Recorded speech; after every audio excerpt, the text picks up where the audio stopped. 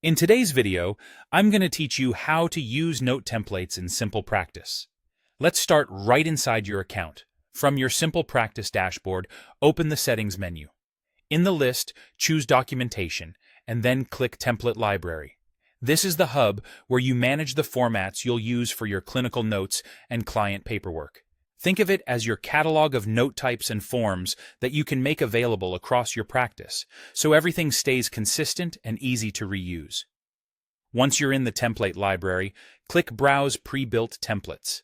This opens the full collection provided by SimplePractice, including intake forms, progress notes, treatment plans, and other documentation options. Take a moment to look through the categories so you understand what's available. Pre-built templates are a great starting point because they follow common clinical standards and save you setup time. If you're not sure which one to choose, start with the default that aligns with the type of work you do and adjust later as your workflow becomes clearer. When you find a template you want to use, click the ++ Add button to add it to your template library.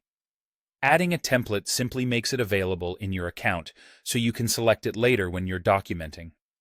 You're not committing to using it for every client, you're just making it part of your toolbox. After you add it, you should see it listed back in your template library, confirming it's ready to go.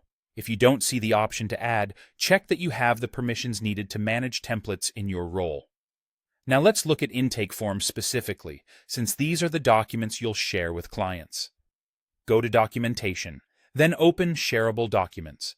Scroll down to the lower part of the page until you see the Intake Forms section. Click Edit to make changes to what's available. Here, select the intake form you want to use for your practice.